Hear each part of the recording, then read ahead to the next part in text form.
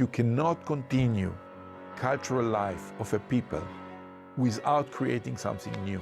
And that has been, for me, almost like a lighthouse in terms of ideas, how to take stuff from my tradition and move with it forward.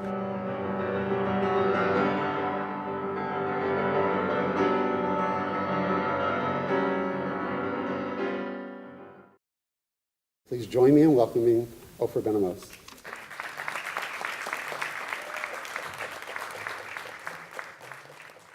Good afternoon, everyone. I was asked to talk about a very dangerous thing. What is Jewish music? For composer Ofer Ben Amots, answering that simple question has become a lifelong journey. Born in Israel in 1955, he was only 6 years old when his parents made a crucial decision about what to do with their share of reparations money that Germany was sending to Jewish families. And I remember the discussions within the family. We'll have a piano, or do we need a car? We don't need a car.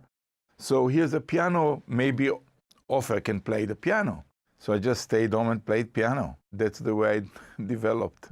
Upon graduation from his high school conservatory, he was conscripted to serve in the Yom Kippur War. They trained us to be in the tanks.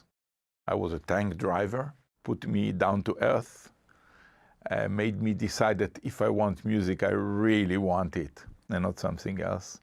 At Tel Aviv University, he immersed himself in piano and music theory and studied composition with Joseph Dorfman. Everything he said was so enlightening. And he was a person with so much spirit and energy. He cared about each and every student. A year of study in Switzerland came next, but it wasn't until he moved to Germany that he began to reflect deeply on his own Judaism. When I left Israel and I was 24, I didn't even know what is the Amidah prayer. I didn't know how you pray. I didn't remember. I did have a bar mitzvah, but I don't think I remembered any of the tropes. I relearned everything when I came to Germany. Next to studying there, I also started going regularly to synagogue and helping with the services, learning the tropes. I discovered a lot about German Jewry after the war, a very broken kind of community, very conflicted, people who came back from the camps. I stayed there for 6 years and I graduated with a piano theory and in composition degree. And that's where I started writing the shtetl songs.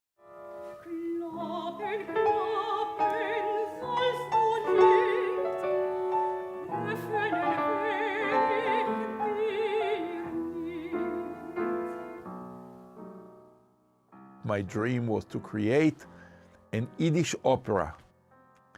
So I found this amazing story by Isaac Bashevis Singer called Fool's Paradise. The entire idea was to revive the Yiddish language, to make it culturally viable so that people can listen to it, maybe start speaking it again. It was a very romantic kind of idea. Then there was a competition in Vienna, and I sent it in, and lo and behold, first prize. I felt very good about sending pieces to other competition, and I started winning in Japan and in South America. I felt I'm on the map right now. In 1994, he joined the faculty of Colorado College, where today he chairs the music department. Throughout, Ofer Ben Amots has amassed a rich body of work that seeks to define and expand modern ideas of Jewish music. I think every time people try to answer the question of what is Jewish music from the music point of view, does it sound Jewish? Does it have this augmented second that makes it sound so Jewish like Hava Nagila? Then is it Jewish? If it's not, then forget about it. And that's not the approach. We need to come from what is Judaism and what is Judaism has to offer and how can music play a role in it. Crucial piece of mine is the opera The D-Book. The concept was to have the D-Book totally from the point of view of Leah. She's the main character. It's a one-woman show, basically. It takes the feminist side of things that are a little neglected in the original. And I regard it as part of what I do with Jewish music, reinterpret stuff that is already part of the canon, the same thing what Talmudic scholars did with the Torah. And each one has a different way to interpret it, to make a commentary, to make a midrash on that.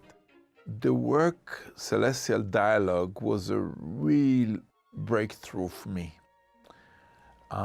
What the title means, Celestial Dialogue, is a dialogue between sort of two prayers. I thought I'm going to create this meeting between the cantor and the klezmer, make them speak the same language, although each one is in a different style.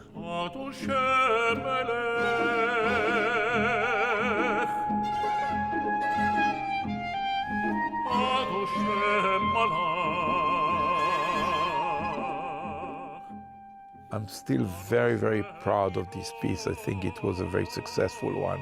And I'm very, very proud that Milken thought so too, and they included it in their recording.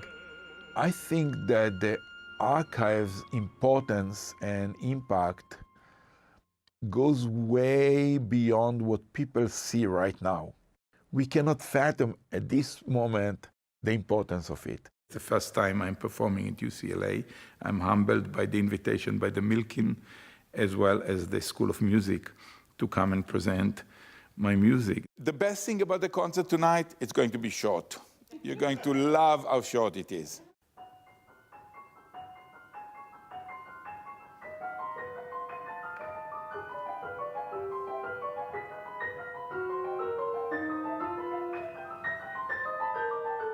Last night we had 3 pieces. We started with a piano piece called Akedah, which uses a prayer called El Male Rachamim, a God full of compassion. This is a prayer that's used to commemorate the deceased.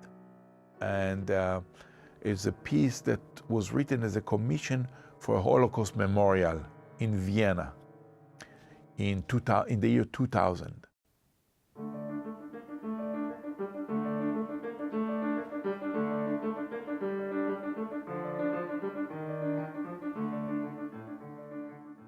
Then we went into a duo named Bulgariana.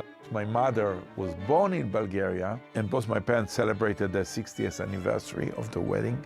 I decided to travel in Bulgaria and do a route-searching trip. My mother was overjoyed. When I came back, I was so impacted by this visit, I wrote this Bulgariana.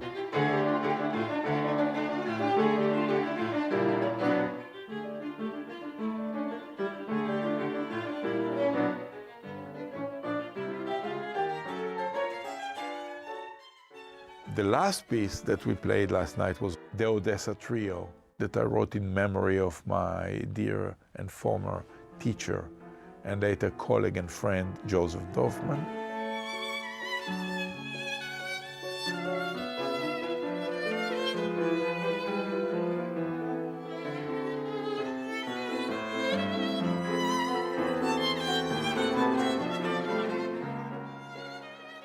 There's a beautiful tunes, beautiful melodies, beautiful harmonies, some of them inspired by Jewish liturgy.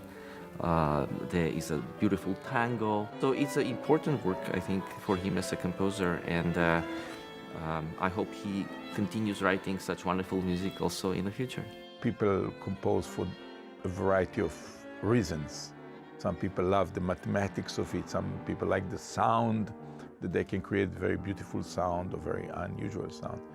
For me, it's just a language to connect between people, and that's why I do it.